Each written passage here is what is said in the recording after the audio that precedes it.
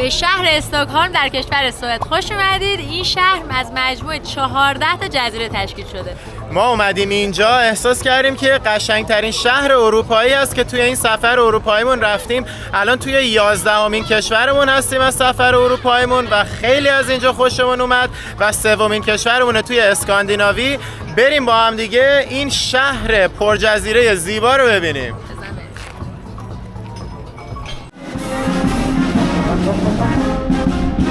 오빤 강남스타일 강남스타일 توصیف دقیق از این مجسمه هنری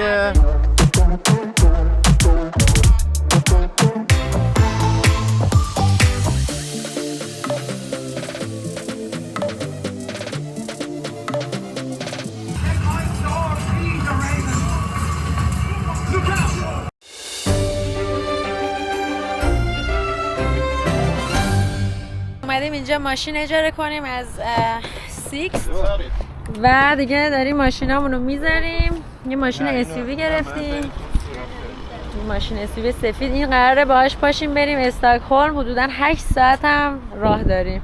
وسایلمون هم جا دادیم. حسین اینجا قیمت این ماشین چقدر شد برای این یه روز؟ $350 برای یه روز یا 2 روز؟ 2 روز. 2 روز. ولی به خاطر اینکه داریم تو استکهلم تحویلش میدیم، یعنی اگه همینجا تحویل میدادیم $190 میشد، ولی چون که میاریم یه شهر دیگه $150 اضافه گرفتن شد $340.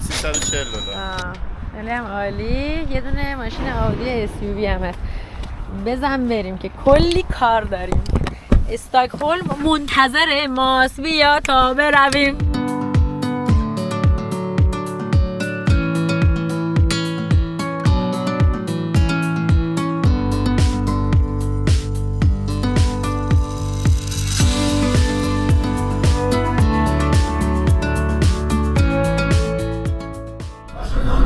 جمع کن بریم دریا.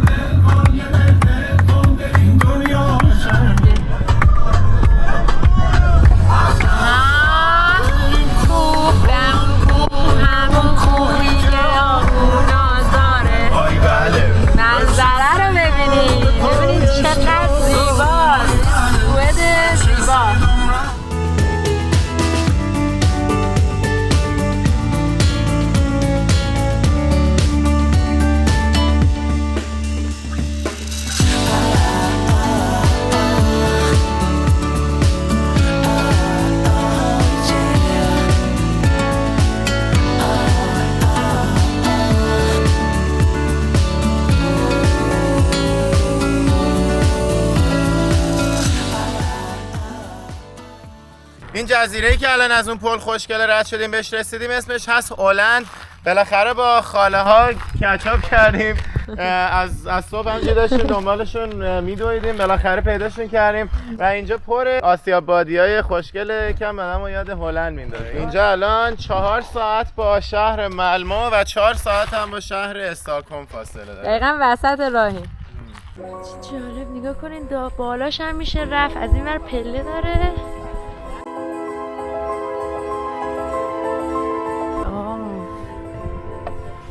بابا اومدن اکتشاف. توی در مدینه و تخت گذاشتن. اینا میشه که در مادرم بزرگم. دیدی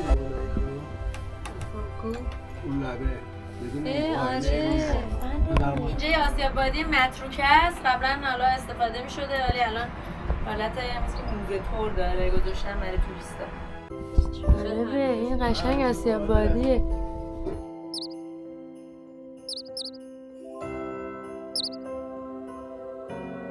تو اینها اینجا لونه پرنده داره. آره جالب بود اینجا. بریم. کارم تمومه کار زیبا آی تو که دوری از من تو ساحل تنگ غروب دریا. رسیدیم به مقصد بعدی. مقصد بعدی قلعه است.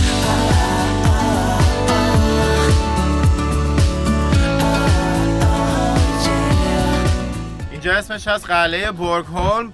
توی قرن 13 ساخته شده، یعنی 700-800 سال قدمت داره و اولش به عنوان یه قلعه دفاعی ساخته شده بوده، ولی بعدش به عنوان قصر زندگی یه سری از شاههای سوئد کاربرد داشته در طول زمانهای مختلف و توی جنگای دانمارک و سوئد هم خیلی وقتا دانمارکی‌ها به اینجا حمله کردن. تو قرن 18 اینجا سوخته کامل و الان به عنوان آثار باستانی مثلا تخریب شده اینجا هست.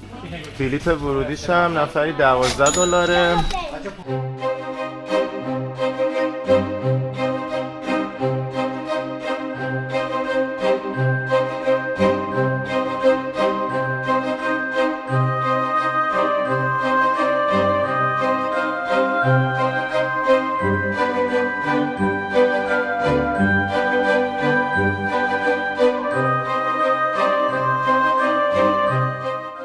جالب راجع به آیکیا که الان اینجا داریم میبینیم، اونایتون که نمیدونید آیکیا اصلش ساخت سوئده، اصلا از سوئد شروع شده.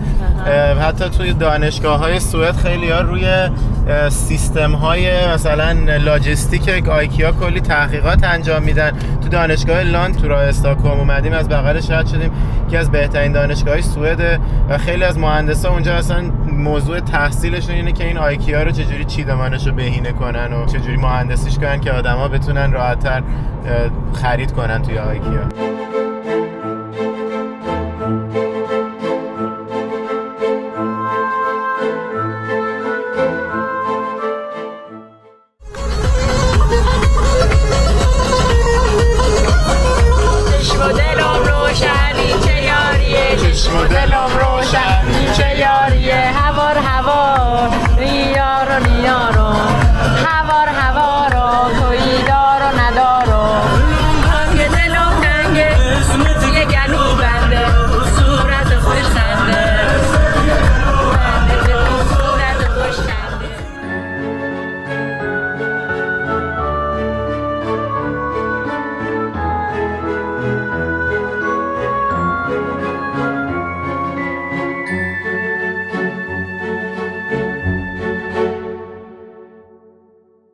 داریم کم کم میرسیم به شهر استاکهلم سوئد. ما همینجوری به سمت بالا حرکت کردیم، به سمت شمال و به خاطر همین دوباره داریم میرسیم به مناطقی که خیلی کم تاریک میشه.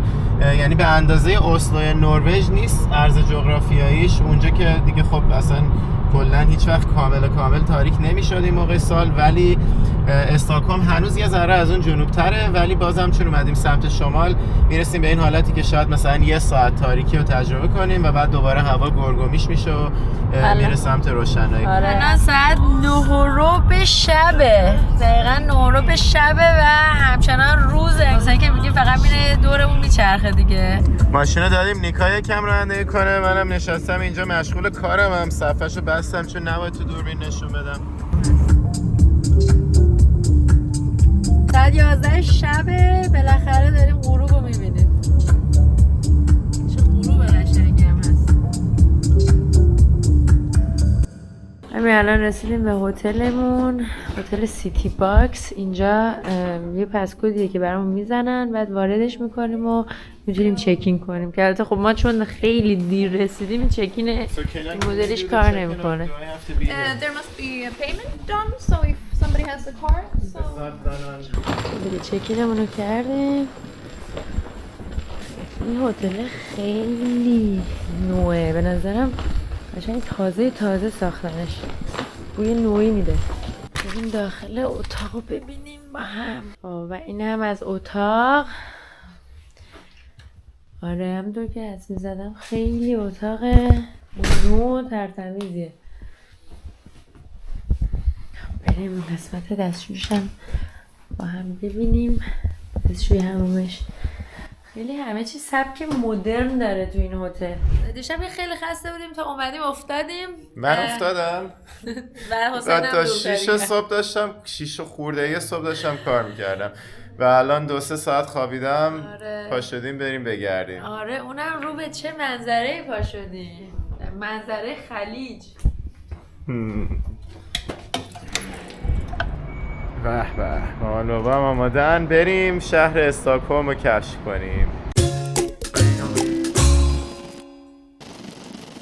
دیگه راه افتادیم از هتلمون که اینجا باشه. نگاه کنین یه دونه هم البته اون طبقه بالاش پل هوایی. میخوایم بعدا بریم از اون پل هوایی هم براتون فیلم بگیریم. از اینجا راه میافتیم میریم سمت اولین مقصدمون که اسمشه جزیره گاملستان. تا الان به نظر من استکهلم واقعا شهر فوق‌العاده زیباییه. روی 14 تا جزیره ساخته شده. هتل ما تو جزیره سودرمالمشه که اون طرفه. جزیره‌ای که از همه شلوغ‌تر و حالت مرکز شهر داره اسمش هست گاملستان که اون طرفه. الان داریم میریم اونجا رو ببینیم.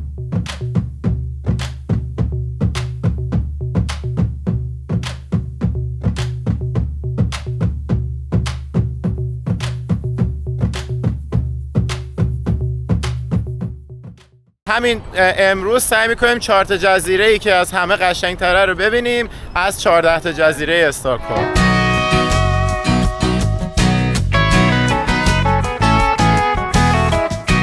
ببین چه باله، سوار فری میتونن بشن برن اون یکی جزیره که اون طرفه. حالا ما خودمون دیرتر از اینا سوار میشیم میریم یه جزیره دیگه. آره منتظریم خاله اینا بیان. خاله اینا هم بهمون به پیوندن دیگه میریم تور جزیره گردی.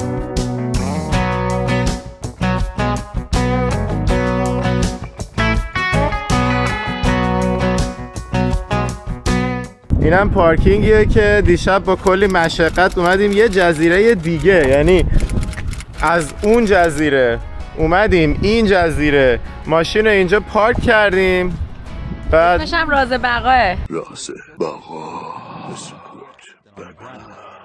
ما الان کرم ضد آفتاب نداریم توی ماشینه و قاقالیلی هم باز تو همین ماشینه. بعد فهمیدیم همین جزیره یه که الان داریم میریم ببینیم تو راهمون بود و الان ولی کلیدمون رو جا گذاشتیم هتل. آره ببین چقدر ما باهوشیم، زرنگ زیرکیم. حالا باید بریم کلی پول بدیم کرم ضد آفتاب بخریم. لامصب گرون هم میفروشن ضد آفتاب اینجا. آره $10 به بالا. $10 خوبه. $20 ببخشید $20 به بالا.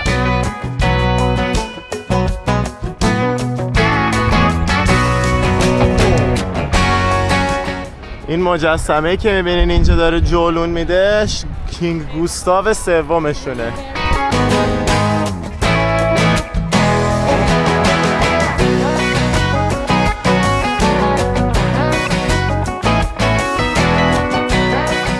پسر که الان رد شد داشت توی بینیش دنبال جواهر میگشت، مروارید میگشت و بعدا خودش رو توی این ویدیو خواهد دید. میگه کاش که من وسط خیابون دست و دماغم نمی‌کردم اون روز. اولین جزیره‌ای که توی استکهلم اومدیم جزیره گاملستان هست که در وزن گانگنام استایل. 오빤 강남스타일 강남스타일 کل استکهلم بناش از این جزیره شروع شده. قصر سلطنتی توی این جزیره کوچولو هست و بعد دورش 13 تا جزیره دیگر رو پیوستن به اینجا با پل و اینا و شده شهر استکهلم. حالا بریم جزیره تاریخی گانگنام استایل یا گاملستان رو ببینیم.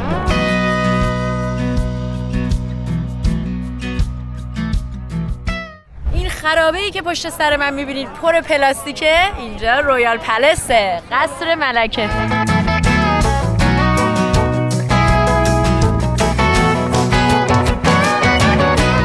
یکی کارل 14مه. اینا مثل که از دانمارکی هم بیشتر شاه دارن و اسم شاهاشون رو عین هم میذارن.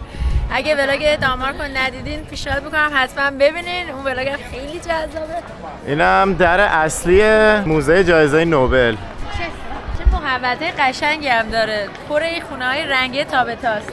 آره اینجا اسمش هست میدون ستورتورگت، یکی از میدونای معروف شهره و اینجا دیگه میان میشینن تو این کافه‌های دور و بر صبحونه‌ای میزنن که ما هم اومدیم همین کارو بکنیم. نمیدونم قضیه چیه، تبرکه یا چی میدن، ولی همه دارن آب پر میکنن اینجا. بریم متبرک شیم. برو بریم. از دهن یه اژدها.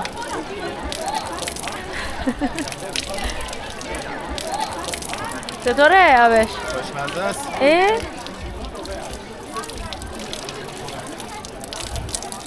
چطوره مامان؟ خوب مشکل نداره؟ لا مشکل. میگن هر کی هر کاری کرد نکن، اگه رفت تو چاه نیفت. ما دقیقا هم کار داریم میکنیم. همه چون همه دارن میرن تو چاه میفتن، ما هم دیگه میریم. بذار حالا طعمشو محس. از بدن من بخور. خوبه نه خوبه از شاه نیست قطعا. ما هم برای صبحونه اومدیم توی این کافه نشستیم. داخلش هم خیلی حس و حال باحالی داره. حالا میریم داخلش هم ببینیم. اسمش هست کافه کوپن.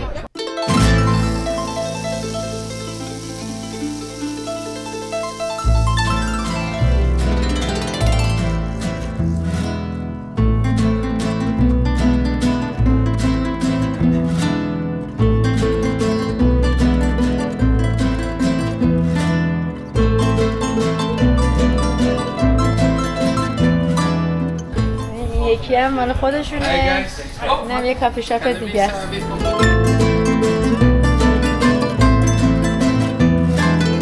نوشیدنیامون رو آورد. بعد خود صاحب این کافی شاپ اومد و بهمون گفتش که ما تمام قهوه ها و ساندویچ ها و شیرینیامون همه دستاز خودمون همینجا درستشون میکنیم.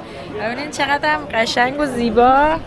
اینجا لاتمون رو درست کردن و دیگه اینجا ها چاکلت مامان و اینم منظره زیبا. تونستیم بیاریم قشنگ بشینیم کنار این میدون. اینم از صبحونه ما در این فضای زیبا. ساندویچمون رو گرفتیم. ساندویچ سیفوده. این ساندویچ غذا دریایی. بریم برای ادامه ماجرا با انرژی زیاد. همین الان خاله ها هم به جمعمون پیوستن. آره. بچه‌ها من یه دقیقه برم اینجا یه جایزه دارن برای من جایزه پیکاپ چی؟ کنم. نوبل. یه جایزه ناقابل از اون ساختمون.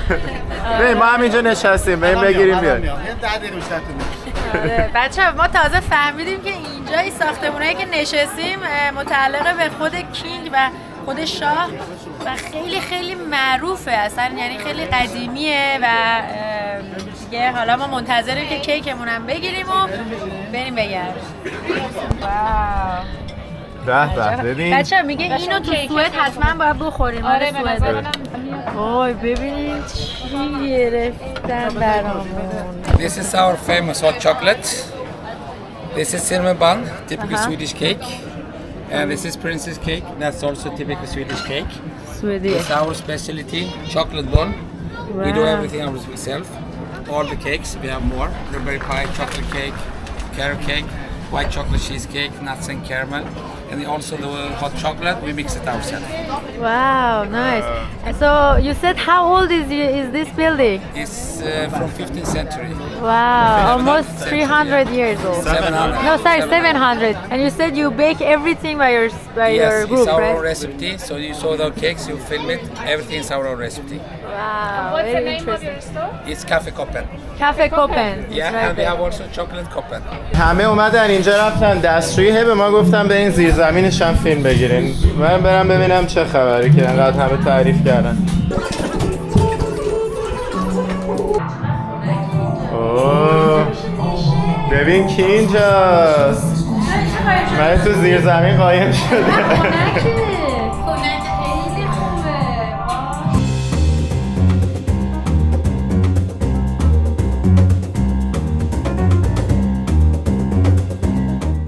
این ساختمونی که الان توش صبحونه خوردیم معروف ترین ساختمون استکهلمه. توی این میدون دانمارکیا چند صد سال پیش حمله کردن، یا عالمه از این رویال فامیلی خانواده سلطنتی سوئدیا رو قتل عام کردن و به ازای هر کدومشون روی این ساختمون یه دونه سنگ چسبوندن به تعداد کله هایی که قطع کردن.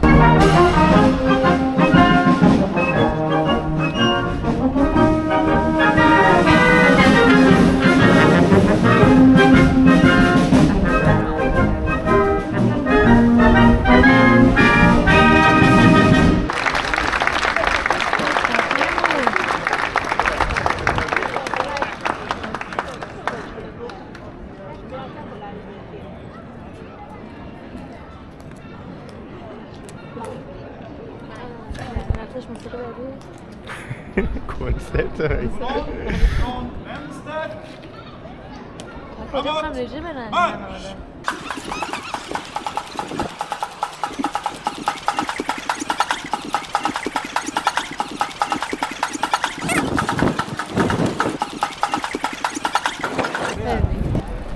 ما هم پشت سرشون میریم داخل کاخ، داخل قصر. با چه جست و پوزی هم میره تو. منم برم. من بتونم برم سر پشت کلش. بریم ببینیم کجا میره. تعقیبش کنیم. تعقیب مأمور مخفی قصر. ببین اگه دستش اینجوری بالا پایین نکنه نمیگن سرباز سلطنتی سوئده. گشت و گذارمون رو توی جزیره اولد تاون یا گانگنامستان تموم کردیم. داریم میریم با فری یا قایق سرویس تاکسی های قایقیش بریم یه جزیره دیگه. یه رقص گانگنامستان دیگه این دفعه با خانواده. Gangnam Style. درخت رو روی خود زمین کاشتن. دیگه اونجا نگاه کن گلدون گذاشتن، آبم زیرش گذاشتن. اون درخت‌ها رو می‌بینی اینایی که همش دورش حصاره، اینا همه کاشته شده روی آسفالته. من یه واقعیت و حقیقتی رو میخوام بهتون بگم. اینکه تو این سفر اروپاییمون اگه ولاگای قبلی رو دیده باشین، حالا سلیقه‌ها متفاوته ولی به نظر من اینجا این شهر استکهلم از تمام این شهرهایی که تو کشورهای مختلف سفر اروپاگردی این دفعه‌مون رفتیم قشنگ‌تر بوده، خیلی زیباست. در کل اینجا اصلا بالای 1000 تا جزیره دور تا دور استکهلمه ولی فقط 14 تاش جزو شهر استکهلمه.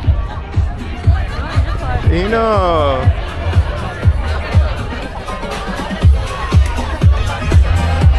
باله.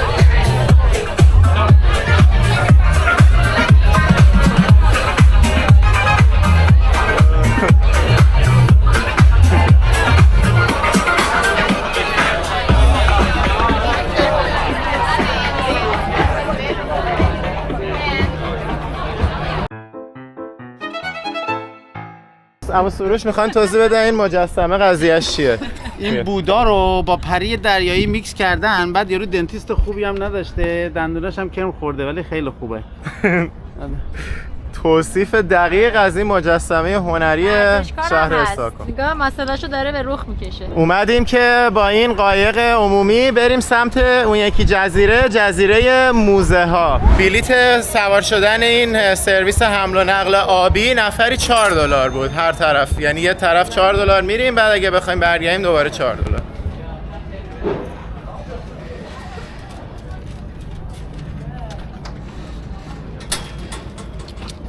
وارد این فریه شدیم، کل خانواده و گنگمون بالاست. گنگش بالاست بیت نابی گنگش بالاست. میخواین همینجا بشینی؟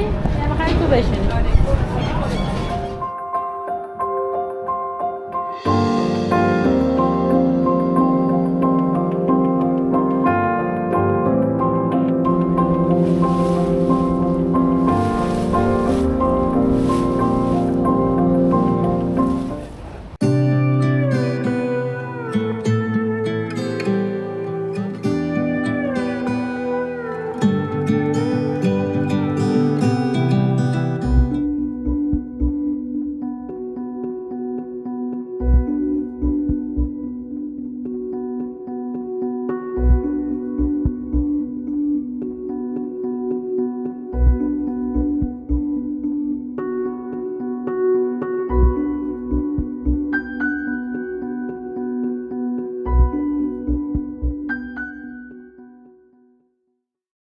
اینجا رو ببین، اینجا الان یهو اینا میام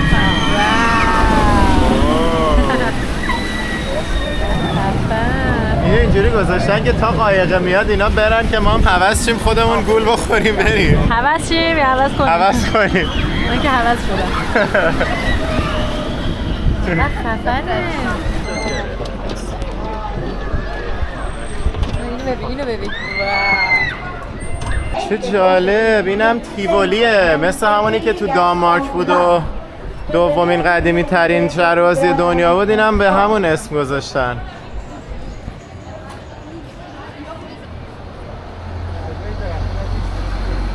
خیلی خوشگله. آره برگاش دورنگه. اینا رو بگیره بکنه بخوره. نگاه کن 2 نوع برگ داره درخته. اینا رو جو میدی بماله. پر حشره هم هستا، نرن تو چش و چارمون. تو چارت نمیرن. چشت ممکنه برم ولی تو چارت نمیرم. وای اون واسه شون مال عهد دقیانوسه. چه باحال، اینم سوار شیم. نگاه چه باحال، یه ساختمون سیرک قدیمی، پشتش هم یه سیرک دیگه است. یه نمایش به اسم هپی اندینگ اینجا از 31 اکتبر تا 9 نوامبر پخش میشه. اینم یه سیرک مدرن. این موزه اسکانسن از همشون برامون جذاب‌تر بود به خاطر اینکه توی این موزه یه دونه دهکده ساختن به این شکل. اینجا الان ماکتش رو میتونین ببینین از دوران مختلف و حس میکنی که تو اون دوران هستی و بیشتر هم با در واقع اون فرهنگ سوئدیا آشنا میشه و خونه هاشون. وایسین.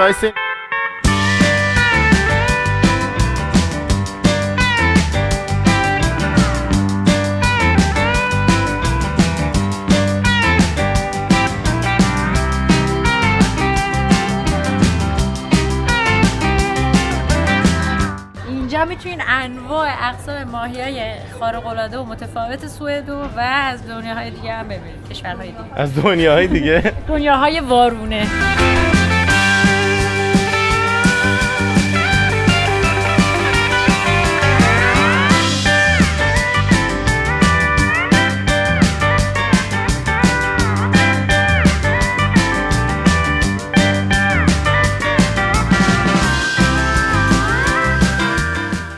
ترکیبی از ماهی، هم دماغش درازه، هم شبیه ماره، هم اینجاش نگاه هلیکوپتری میزنه.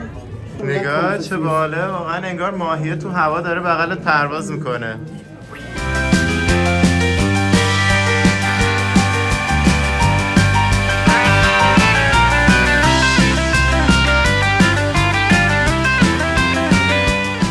اینجا یه آشپزخونه قرن 18میه، توش برای 30 نفر از یه خانواده اشرافی غذا درست میکردن. کل این ساختمون رو برداشتن از وسطای سوئد منتقل کردن اینجا که برای آشنایی مردم بتونن نشونش بدن، ولی این اصل خود همون آشپزخونه است که توش برای اون خانواده اشرافی قرن 18 غذا درست میکردن. با همین لباسای این خانوما آشپزا وای میستادن و غذا درست میکردن.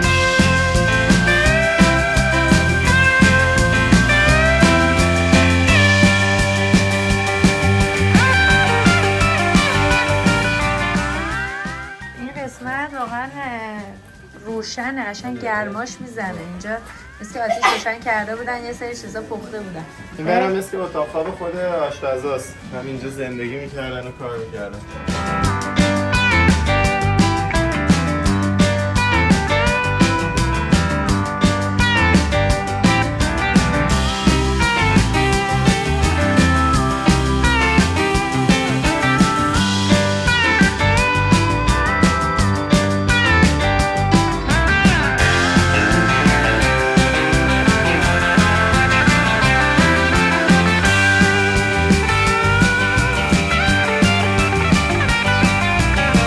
حیف شد اینا همین الان یه نمایش داشتن تموم شده و گفتن دیگه فردا دوباره میان نمایش اجرا میکنن. اینجا یه نمایش دیگه.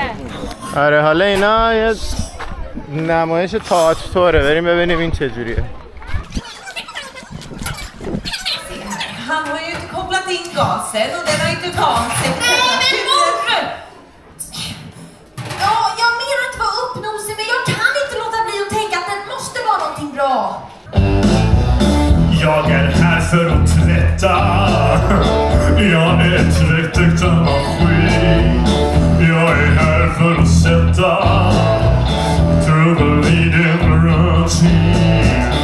Du behöver ej veta. Jag är automatik. Men snälla röra även. Fångar dagen är snurrar på. Du sen, då och då. Människor är rädda för nya tider. Vi har sänt i vart idag man sviker.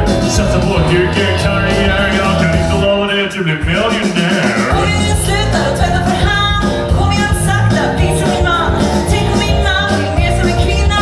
Alla könsroller skulle försvinna. Alla skulle bli lika värda. En kvinna med jobb och en man med tvättbräda.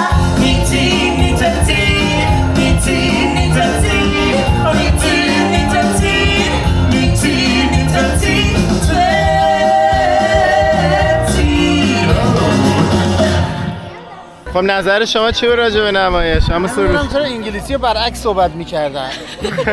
واسه همین همه موضوع رو ما برعکس متوجه شدیم. آها. چی بود؟ راجع به شکم درد مادر بزرگش بود که عود کرده بود و دنبال یه چیزی میگشت که التیام بده به این شکمش. خب بود، شاید بود. جالب بود داره.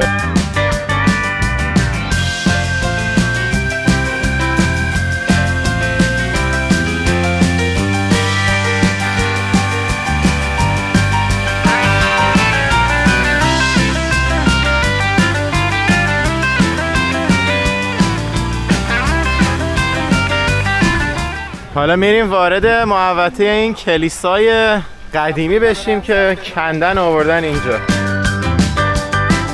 اینجا کلیسای سگلورا هست که از یه جای دیگه سوئد برداشتن آوردنش اینجا، مربوط به سال 1720 ایناست. یه مثال خیلی خوبی از معماری چوبی کلیساهای اون موقع است. اون شاخه ای از مسیحیت که این کلیسا مربوط بهشه میگن پریش و اون موقع ها توی اون دوران سوئد رفتن به کلیسا اجباری بوده، مردمو به زور میگرفتن، میگفتن باید بیان برین کلیسا. در اثر همین زورگویی‌ها به مرور زمان دین زده شدن یه جورایی و الان کشور سوئد یه جوریه که خیلی آدمای کمی به طور فعالانه دین و مذهب رو اجرا میکنن به طور روزمره. کلیسا و اینا خیلی کم میرن و عضویت‌های کلیسا خیلی کم شده، ولی همچنان معماریایی مثل این جزء فرهنگشونه و جزء تاریخشونه و خیلی جالبه. اینجا خیلی‌ها میان حتی عروسی‌هاشونو توی همین جلوی همین کلیسا میگیرن یا حداقل میان عکسای عروسی میگیرن اینجا. یه سری هم میان اینجا جلوی کلیسا میگیرن میشینن. اون موقع ها رفتن چرچ اجباری بوده، یا آدم رو میگرفتن میکشتن یا یه کار دیگه میکردن. فکر فامیل ما اینجا بوده اونا کشتنه برای کشتن.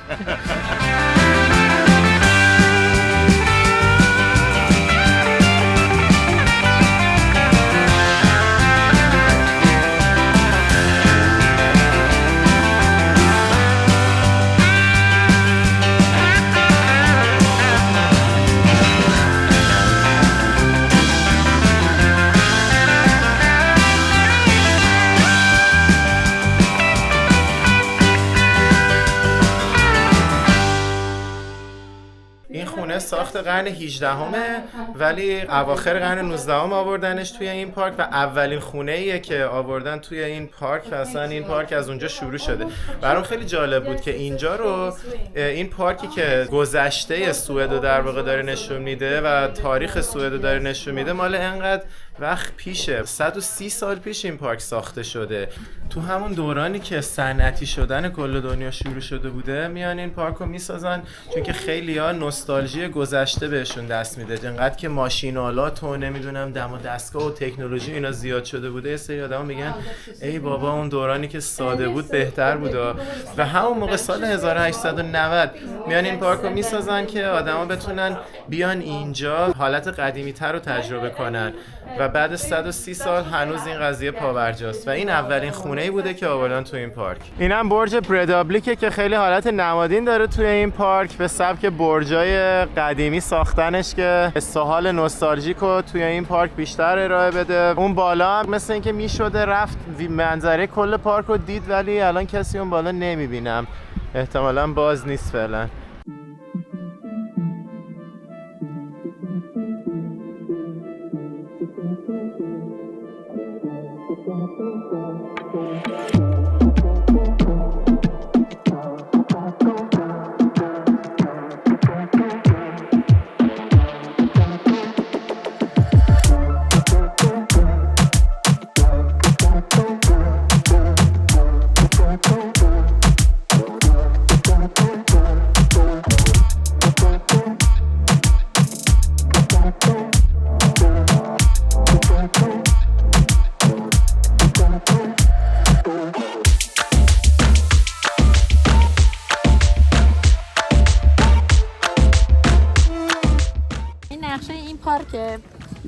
بعد این حیوونا رو ما میدیدیم. آره یه دونه جارو وولورین داره شبیه سموره. آره خرسشو ندیدیم دیگه، موسشو ندیدیم، خلاصه فقط خوکو دیدیم و اسبشو دیدیم و وایسن. آره. خونه ها مال قرن 17 یعنی حدوداً 400 سال پیش آوردنش اینجا. بهشون میگن کیورت لافت. کیورت هم یه چی تو مایه های کشیش و ایناست. طبقه بالاش زندگی میکرده و کلا این خونه ها بیشتر نوشته بود که نقش انبار داشته، ولی برای این نایت هوم این کشیشا هم بوده. این خونه ها سبک خونه های مزرعه‌ایه، یعنی مثلا وسطش یه دونه مزرعه است، دورش این خونه هاست که حالا یا نقش طویله داره. اون قسمتاش آدما زندگی میکنن، این قسمتش حیوونا و وسطش هم احتمالاً تو هوای خوب حیوونا میان بیرون برای خودشون. ضمناً اینا یه ذره جدیدترن، مال قرن 19 همن، سال 1800 خورده.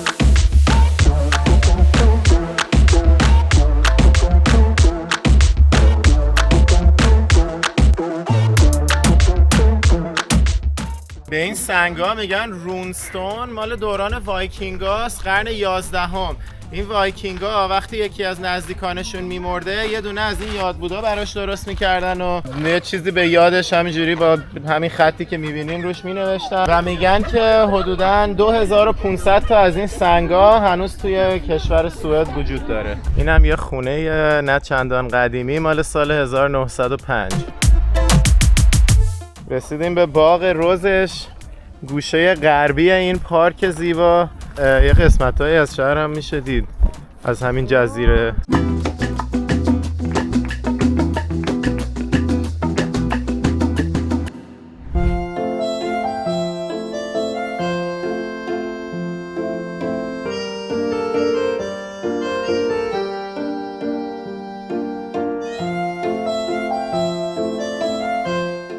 قسمت کلا یه شهرک درست کردن که حس و حال قدیمی بهتون بده. الان دیگه از این شهرک رد میشیم و میریم به سمت خروجی پارک.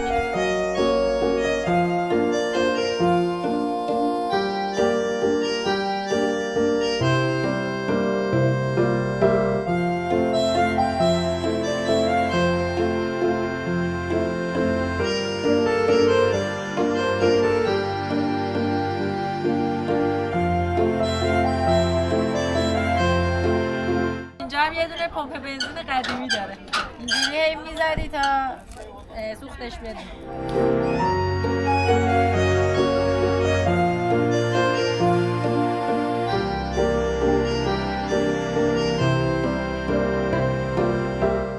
این یکی خونه نشون میده که یه آدم پولدار تو قرن 18 هم چجوری زندگی میکرده.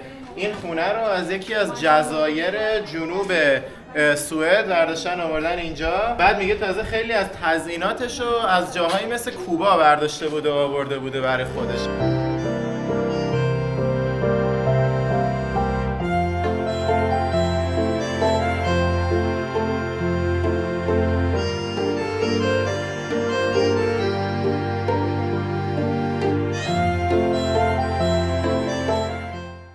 این قسمت کارگاه 3 قشر مختلف آورده نشون داده. یکی اون کسی که کتاب درست میکرده، یکی اون کسی که زین اسب درست میکرده و یه نفر دیگه که نفهمیدم چی بود دقیقاً، ولی این حالت مجموعه کارگاه ها توی یه همچین محوطه‌ای رو داره نشون میده. این قسمت هم کارگاه طلاسازا و نقره‌سازا رو داره نشون میده. یعنی واقعا خونه مال طلاسازا و نقره‌سازا بوده در اوایل قرن 18 یعنی 300 سال پیش. این خونه کاربردش طلاسازی و نقره‌سازی بوده. بریم ببینیم چه جوریه.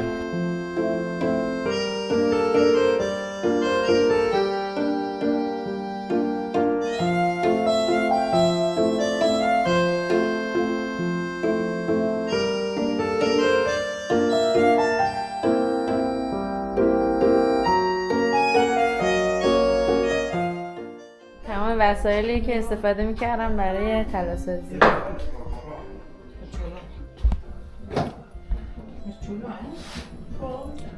این آقا هم خودش 300 سال پیش این کاره بوده. سلام. سلام. سلام. شما چطوری؟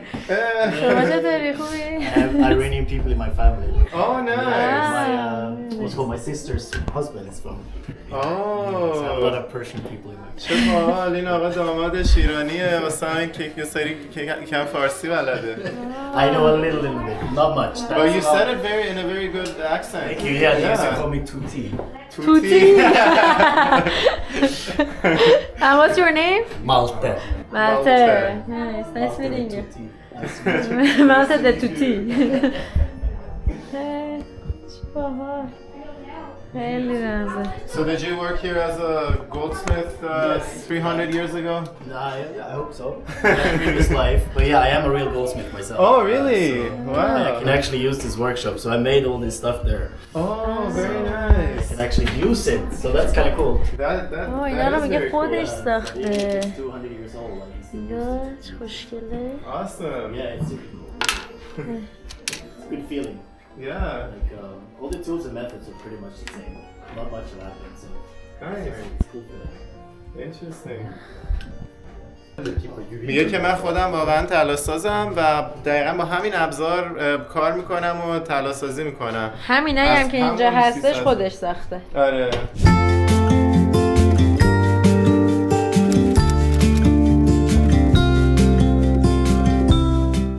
بیکری میگن باغری. آره. اولش ما فکر کردیم که این باغری یه چین اینجا و کلی شیرینی فروشی و صاحبه. گفتیم این باغری عجب کار درسته. بعد فهمیدیم باغری همون بیکریه. عجب بوی خوبی میاد اونجا.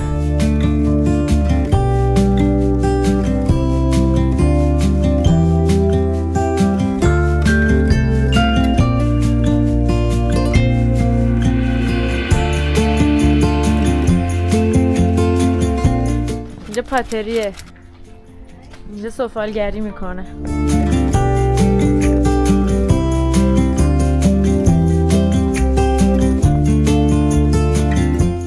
بعد وسایلشون رو اینجا درست میکنن، همینجا هم میفروشن. اینش خیلی جذابه.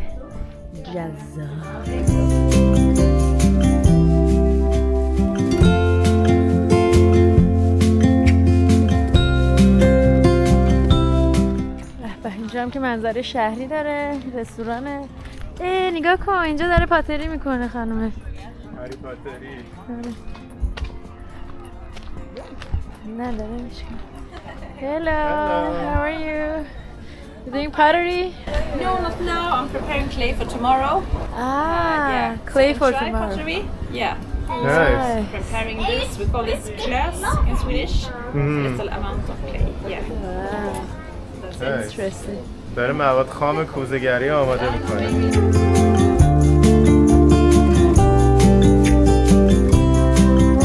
اینجا شیشه درست میکنن. شیشه سازیشونه.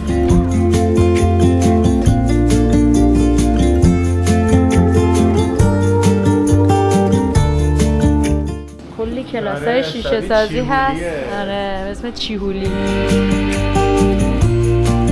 هم موزشه هم کلی کلاس هستش که بتونین شیشه سازی رو یاد بگیرید. خیلی خوشگله این کار شیشه. این که واقعا قشنگه.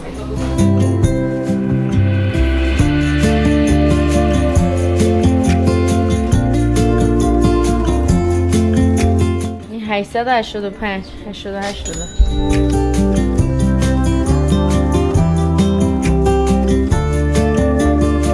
بابایه چقدر نازه. ای خدا قیافه احمقی داره نه؟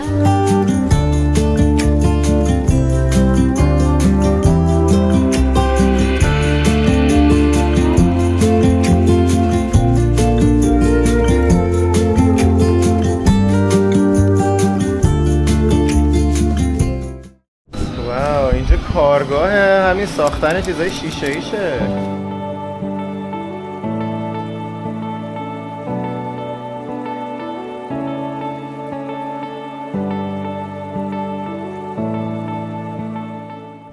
این هم کراگشه.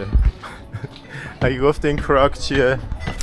رستورانه. نگاه این از این پرداخت پول بکن.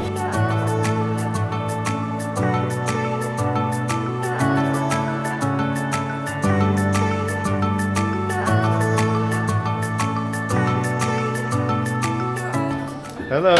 Hi. چه لباسه خوشگله. Nice outfit. Nice dress clothing. Thank you. You too as well.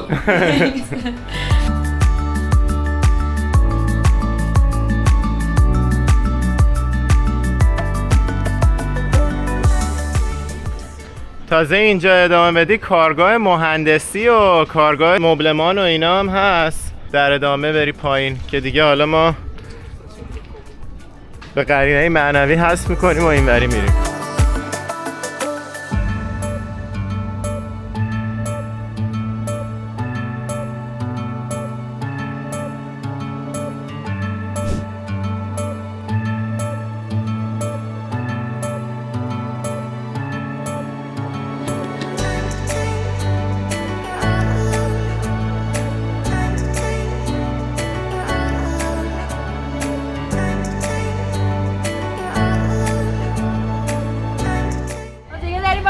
خدافظی میکنیم دیگه. فردا صبح ما دیگه باهاشون نیستیم. خدافظ. فردا بای بای. کلی باهاتون خوش گذشتین چند تا کشوری که با هم رفتیم. مرسی. بوس به همتون. به شما دو تا گلاب. مرسی.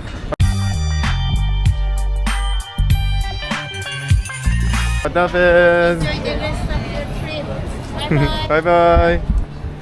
خب دیگه ریزش داشتیم حسابی، بچه‌ها خسته شدن رفتن یه جا بشینن استراحت کنن غذا بخورن و ما میریم که بقیه استکهلم رو زیر و رو کنیم. آره ما دیگه فردا صبح زود باید بریم سمت سوئیس، ولی خانواده همچنان یه 3-4 روز دیگه هستن، برای همین دیگه باشون کامل خدافظی کردیم. یه سریشون برمیگردن کانادا، یه سریشون برمیگردن آمریکا، ولی ما همچنان برنامه‌مون ادامه داره.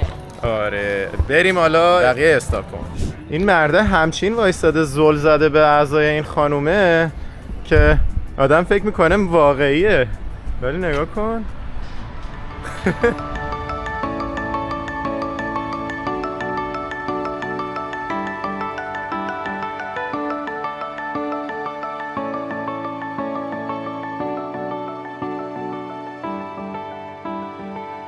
وایکینگ میوزیم داریم میریم سمت موزه وایکینگ ها. آره گفتیم که این جزیره کلن پر موزه است، ما اون یکی رو رفتیم بعد گفتیم وایکینگ هم بریم که دیگه تکمیل کنیم. اینطور نشود که تا سوئد اومده باشیم و موزه وایکینگ نرفته باشیم. اینجا داره چوبکاری میکنن. لباساشون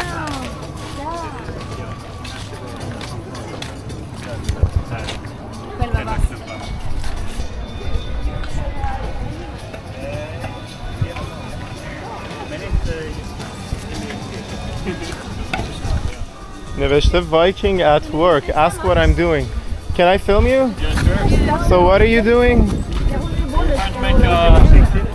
I'm trying to remove material so we can make an axe handle. دارن دسته تبر درست میکنن که برن باهاش دوباره یه سری چیز دیگر رو قطع کنن که باهاش مسائل ساختمانی آماده کنن. Thank you. اهل کجا؟ اهل افغانستان. افغانستان. به به. اسم شما چیه؟ کابل. کابل. اسمتون چیه؟ امید. آقا امید. حسین نیکا. چه عالی. ما کلی از سابسکرایبرها و فالوورامون از افغانستان هستن. بله. خیلی هم دوست داریم بریم کشور شما رو ببینیم. فعلا که سخته. فعلا بله. ان شاءالله شرایط بهتر بشه دیگه. کجا زندگی میکنی شما؟ ما کالیفرنیا. خوش اومدید. خیلی ممنون. چند سال اینجایی شما؟ من 9-10 سال میشه. 9-10 سال. راضی هستی رسوه؟ خیلی. بجز آب و هواش. آب و هواش سخته. بجز آب و هوا آره. اینجا زمستوناش یکم سخته. تاریک. این سردیش هم آسونه، آدم میتونه تحمل کنه، اما تاریکی دیگه سخته. لهجه شما خیلی ایرانی میزنه. با ایرانی‌ها زیاد رفت و آمد داشتین؟ اینجا دوستام همشون از ایران هستن. خیلی ایرانی زیاده تو استکهلم. ما خیلی دیدیم. خیلی پیام داده بودن. خیلی عالی. خیلی خوشحال شدیم ازتون. نفری $18. نفری $18 دیگه میگیریم که بریم وایکینگ‌ها رو ببینیم. چقدر باحال بود. قشنگ خود وایکینگ ها رو اینجا آوردن مجسم کردن که تو ببینید. اینم یه دونه قایق وایکینگی. صدای آب و امواج و اینا.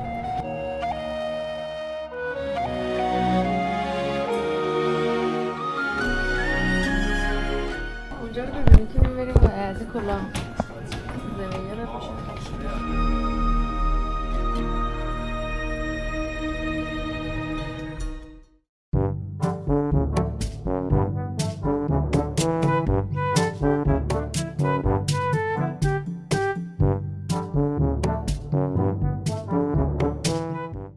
خوش اومدین به اسکاندیناوی، سرزمین وایکینگ ها.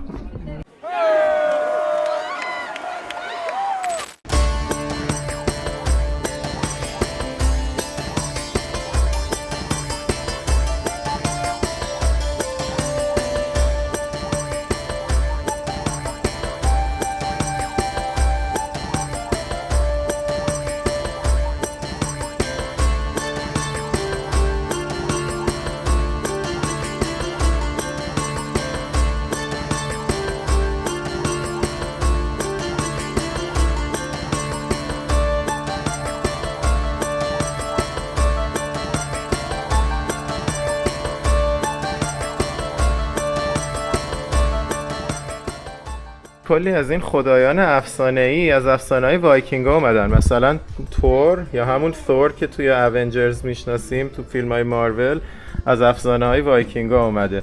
این اودن هم تو خیلی از این بازی‌های ماجراجویی RPG و اینا به عنوان یکی از خداها وجود داره که اینم از افسانه‌های وایکینگ اومده. لابد از لوک خوششانس اومده.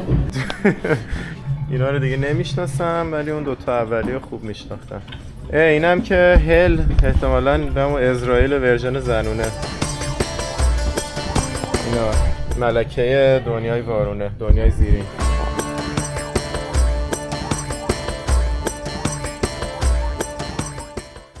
میخوای براتون یه داستان.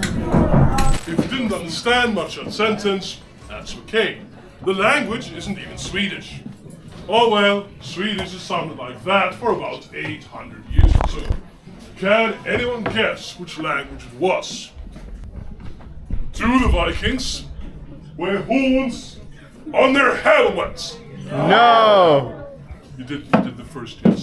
این آقایی که الان اینجا بود یکم راجع به تاریخ وایکینگ‌ها و اینکه چجوری پخش شدن تو کل دنیا و تا کجاها رفتن و اینا برامون توضیح داد. به طور خلاصه بخوام بگم قبل از اینکه وایکینگ‌ها اصلا به وجود بیان در واقع یه سری از نژاد آلمان بودن که به خاطر حالا مثلا مشکلات و پرجمعیتی و کمبود محصولات از اون مناطق اطراف آلمان و اینا مهاجرت کرده بودن به شمال و توی نواحی سوئد و نروژ و دانمارک کنونی ساکت شده بودن که حالا مثلا یه سری قبایل و اینا تشکیل داده بودن، همه جدا جدا زندگی میکردن تا اینکه یه سری از مردم این قبایل شروع میکنن با هم دیگه متحد شدن، وایکینگ‌ها رو تشکیل میدن، کلی مهارت‌های دریانوردی و جنگ و اینا برای خودشون به وجود میارن و شروع میکنن حمله کردن به جاهای مختلف و غارت کردن و ساکن شدن تو منطقه‌های جدید. بعد این قضیه از قرن 8 شروع میشه و تا قرن 11 وایکینگ‌ها کل اروپا از وایکینگ‌ها میترسیدن و حساب میبردن، چون هر لحظه میترسیدن که یه گروه وایکینگ حمله کنه بهشون. اول از همه حمله میکنن به یکی از بندرهای انگلیس که همه یهو شوکه میشن چی شد، اینا کی بودن، از کجا اومدن یا اومدن ما رو غارت کردن و از اونجا کل اروپا دیگه به وحشت میفته که حالا تا قرن 11 اینا انقدر رفته بودن جاهای مختلف. مثلا یه بخشی از تاریخ روسیه خیلی ربط داره به وایکینگ‌ها، حتی تا ایران رفته بودن، میگن که تا آذربایجان و قسمت‌هایی از عراق و اینا هم رسیده بودن. کلاً هم دوست داشتن که برن ژناشون رو پخش کنن دیگه. ولی تا قرن 11 این قضیه ادامه داشته و آروم آروم خودش از بین میره. یعنی یه جوری میشه که اولا که یه سری جاهایی که ساکن شده بودن دیگه میرن با فرهنگای اون منطقه ادغام میشن و دیگه انگیزه‌ای برای غارت کردن و اینا نداشتن، میرن تو اون محله‌ها دیگه میمونن. یه مثالش نورمندی فرانسه هست که اجدادشون میگن وایکینگن، ولی دیگه وقتی میرسن تو نورمندی دیگه همونجا میمونن قرنها و تازه بعدها نوادگانشون از همون نورمندی، یکی از اصلی ترین شاههای انگلیس ویلیام فاتح از نوادگان وایکینگ‌ها بوده که از نورمندی فرانسه پا میشه میره کل انگلیس رو میگیره. یه دلیلش این بوده که مسیحیت میاد غالب میشه و خیلی فرهنگاشون رو با فرهنگای بقیه اروپا یک نواخت میکنه و اینا دیگه از اون حالت وایکینگی خودشون در میان. خلاصه دیگه تا قرن 11 دیگه چیزی به اسم وایکینگ باقی نمیمونه. اینجا نوشته تا کنستانتینوپل، قسطنطنیه، تا استانبول، بغداد، سمرقند که کاروان‌هایی از ایران و چین به هم می‌رسیدن هم رسیده بودن تو جاده ابریشمی. حالا می‌خوایم سوار یکی از این رایدا بشیم، مثل ماشینه میبره تور اینجا رو بهمون میگه.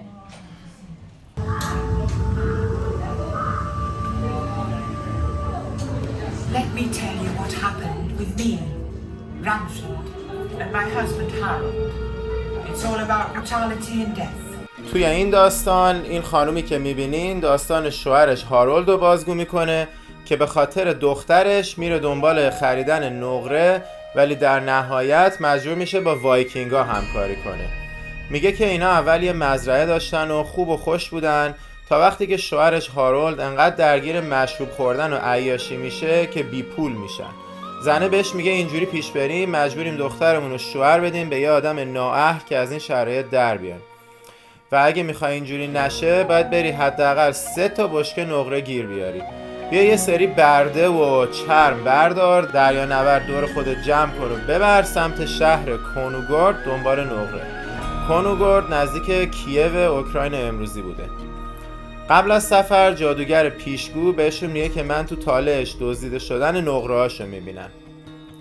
هارولد اصحابشو جمع میکنه، برده‌هاشو بر میداره و راه میفته. از شهر بیرکا نزدیک استکهلم کنونی شروع میکنن و میرن سمت روسیه و بعدش از طریق رودخونه دنیپرو میرسن به کونوگورد نزدیک کییو اوکراین. رسیدن به شهر کونوگورد و هارولد اکثر برده ها و چرم ها رو فروخت، ولی فقط 2 تا بشکه نقره تونست بخره. گفت بقیه برده ها رو برداریم ببریم اون طرف رودخونه بفروشیم چون اونجا ارزششون 2 برابره. اما تو مسیر عبور از رودخونه دزدا بهشون حمله کرد.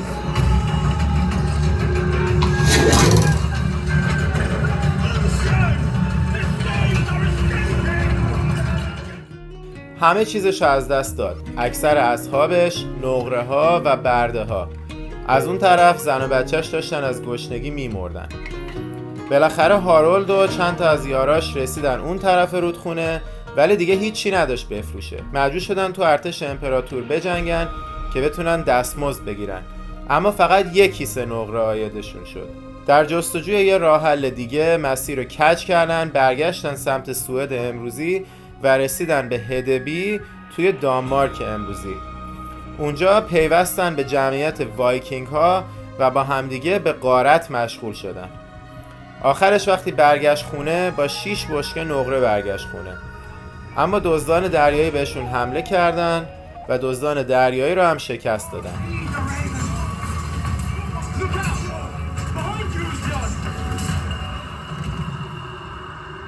آخرش یه ولیمه دادن که بازگشت هارولد و زوری شوهر ندادن دخترشون رو جشن بگیرن.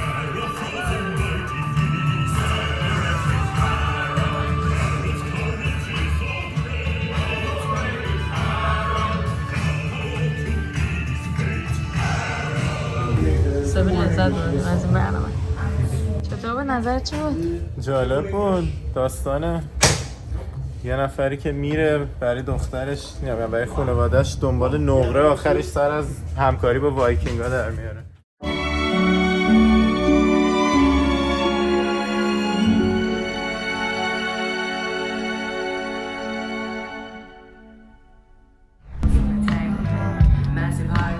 چه باحال، اینجا بغل موزه یه کنسرت فضا آزاد مجانیه. Now I'm here trying to stare, win no arguments. Needed the rings so I could let my flowers grow. Needed the struggles made me hella grateful. Needed to lose myself to really find my true self. Needed those close start shit, I built my own soul. Where are you headed, my love? Welcome to our area, co-currents are small. Sisterhood, mentally good, understood. Sisterhood, mentally good, understood. Blessed. Sisterhood, mentally good, understood. Blessed. I have no shame, no try, just wanna be with him, walk with him, stick near him, walk with him, be with him every day. I wanna be lovers and friends and mother his children, make breakfast on Sunday.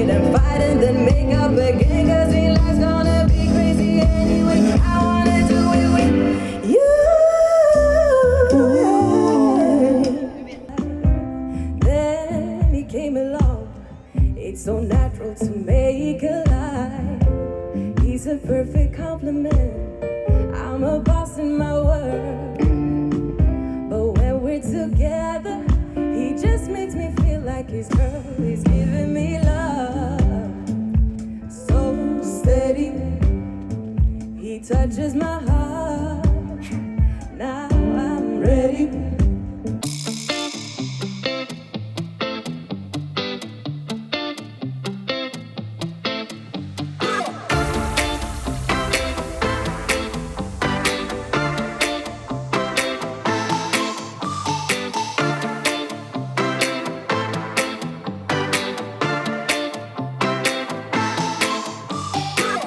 حالا داریم از این جزیره موزه ها پیاده میریم سمت جزیره بعدی. از یه پل کوچولو رد میشیم میرسیم به اسم اوسترمالم. یه سری از معماری‌های باحال شهر رو اونجا میشه دید. خیلی حالت شهری تر داره نسبت به این جزیره. حالا میریم اونور هم میبینیم. این قصری هم که از کنارش داریم رد میشیم اسمش هست نوردیسکا میوزیم. کلا یعنی موزه شمالی. یا شمال هم یعنی همین اسکاندیناوی و این نواحی سوئد و نروژ و اینا. اون آقای که پریده اون بالا به نظرت؟ فاتح این خدا میدونه. شاید چیزه، شاید بنیانگذار موزه.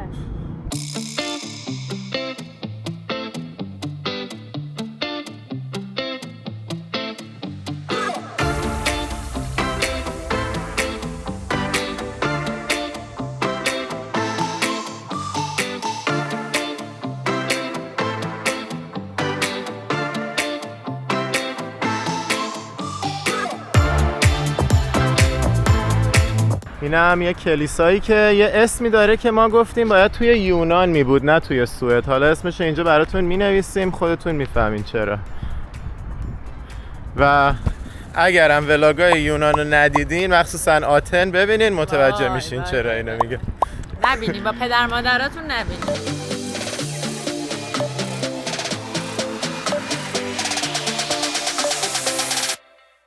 ما اومدیم اینجا یه دوچرخه گرفتیم و یه دونه از این اسکوترها که الان افتاد و میخوایم بریم یکم استکهلم و این دفعه با 2 تا چرخ هر کدوم بچرخیم.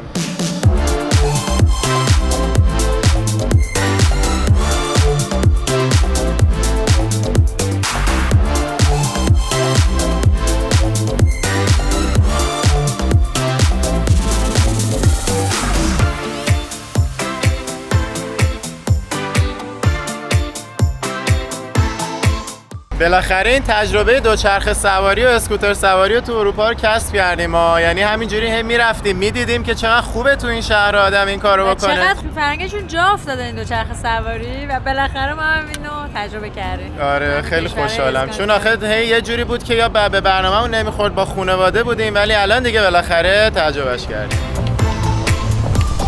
این قسمت از شهر چقدر قشنگه. خیلی خوشگله اینجا. هنوز توی همون جزیره هستیم ولی حالا داریم از اون شهر قبلی میریم یه شهر دیگه به اسم نورمالم یا یه محله دیگه به اسم نورمالم.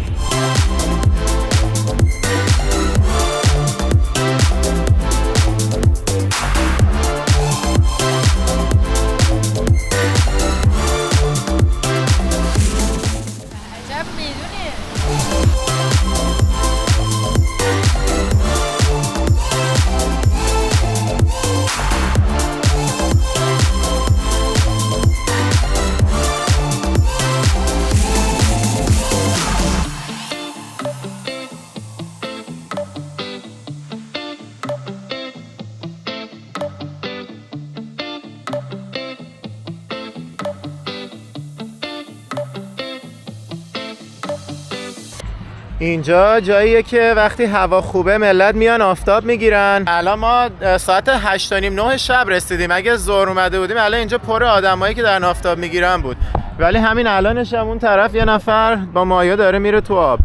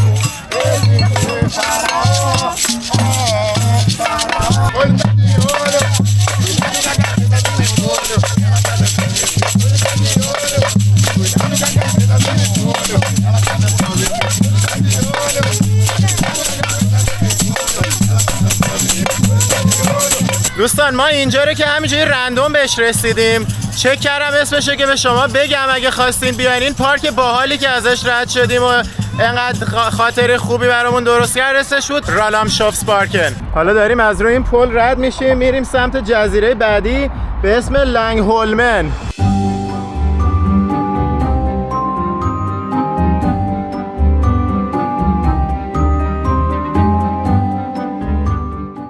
تو این شهر هر جا میری یه خبری هست. اینجا نگاه یه کنسرت دیگه.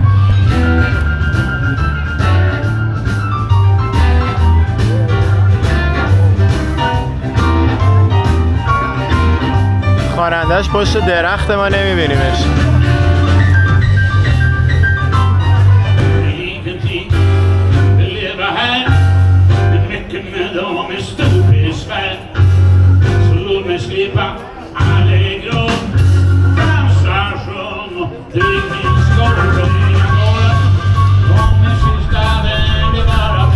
وای من چی کار کنم با این شهر که انقدر قشنگه.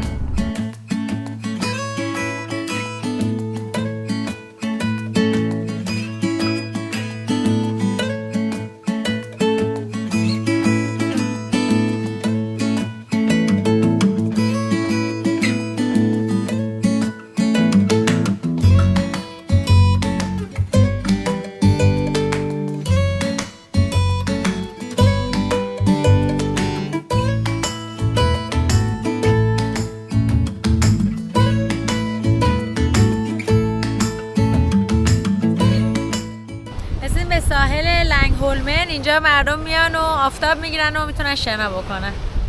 ساحل کوچولویی هم هستش. چقدر هم غاز داره.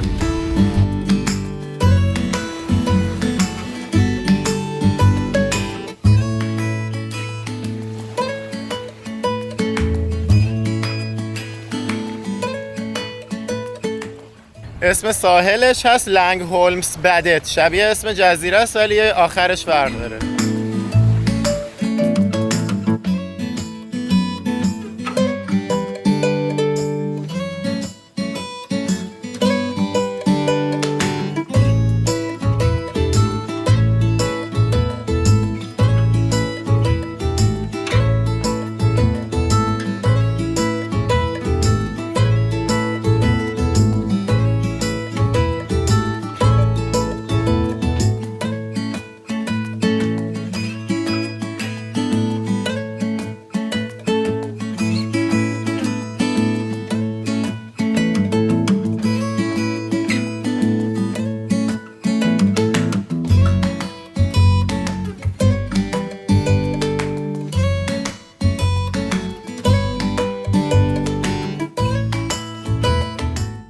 رستوران کریپین. اینجا میخوایم گوشت گوزن بابا نوئل رو امتحان بکنیم که میگن ریندیه.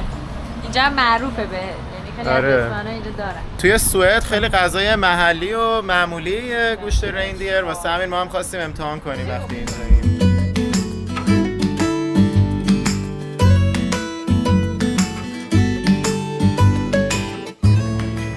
اینم از گوشت ریندیرمون گوزن بابا نوئل. منم یه غذای سوئدی گرفتم، غذا محلیشونه، گفتش با کلافیش درست میشه، اسمشو متوجه نشدم ولی خب دیگه توش یه ماهی داره دیگه، جورایی سالاد ماهی. کاویار از تخم ماهی. و نوشه جان. البته قراره جفتشو با هم شیر کنیم. برگشتیم سمت هتل. این ساختمونی که هتلمون توشه، این پل هوایی رو اون بالا داره. میریم ببینیم اگر که همه رو راه میدن ما هم میریم اون بالا ببینیم چه خبره.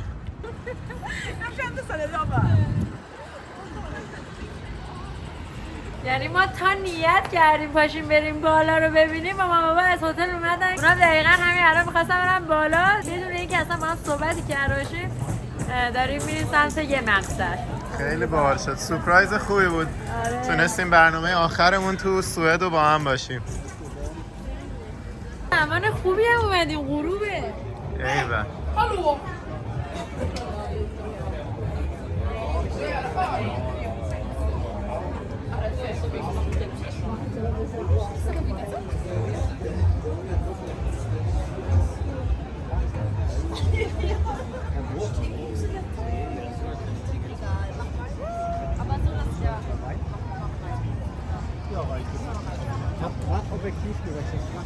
وای عالیه.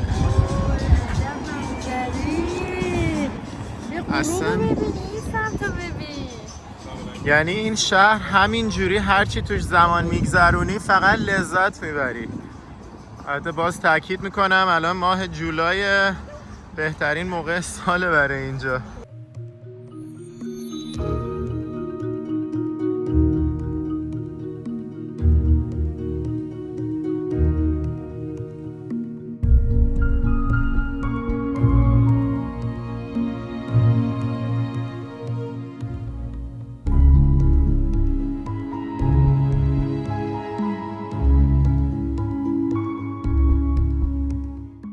وسایل رو برداشتیم داریم میریم سمت هتل.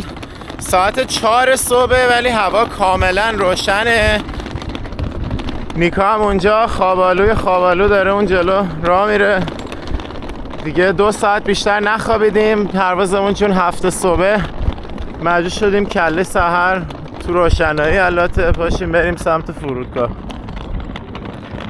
ماشینمون هم که توی یه جزیره دیگه پارکه چون هتل خودمون پارکینگ نداشت. نزدیکترین پارکینگ تو جزیره گانگنام استایل بود. نگاه اینا تازه از پارتیای دیشبشون دارن برمیگردن. الان که ما داریم میریم سمت ماشین و بریم فرودگاه هنوز یه سری از کلابا بازن چون یه سری از کلابا تا 5 صبح بازن. یعنی هنوز ملت دارن پارتیای دیشبشون رو ادامه میدن. ما صبح پا شدیم داریم میریم فرودگاه.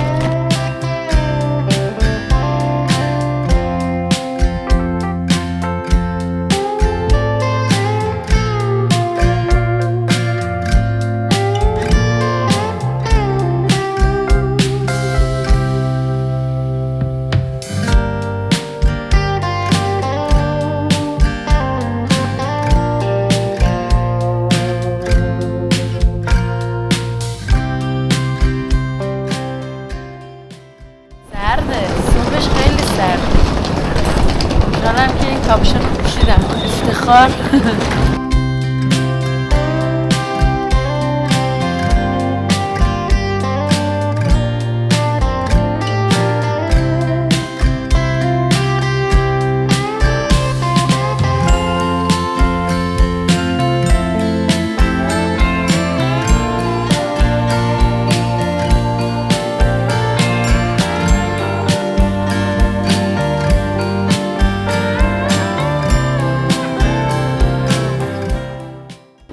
از فرودگاه شهر استکهلم.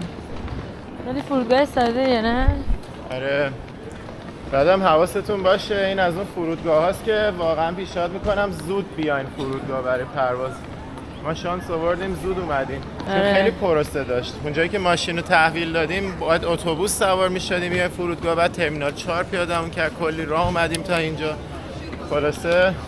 پروسه زیاد داره. دیر بیاین به پرواز نمیرسیم.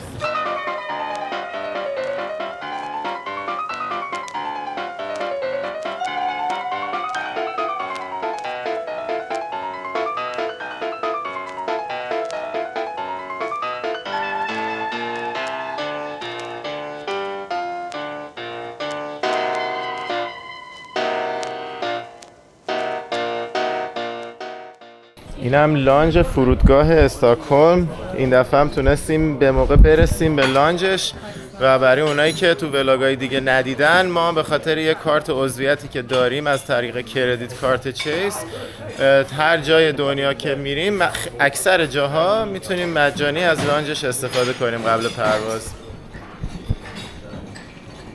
ایول یکی از این آبجوهای این مدلی داره.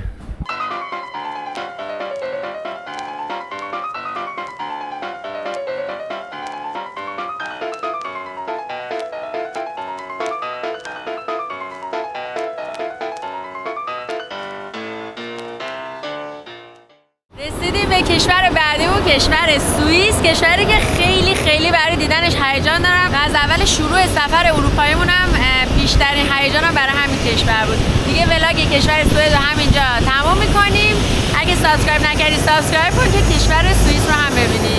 چشامون هم به زور باز میشه. میبینی انقدر کم خوابیدیم. امیدوارم این قسمت اول سوئیس رو بتونیم زنده بمونیم با این کم خوابی. تو ولاگ بعد با ما همراه باشید ببینید سوئیس رو چیکار میکنیم. فعلا از ما خدافظ تا ولاگ بعد. بدرود.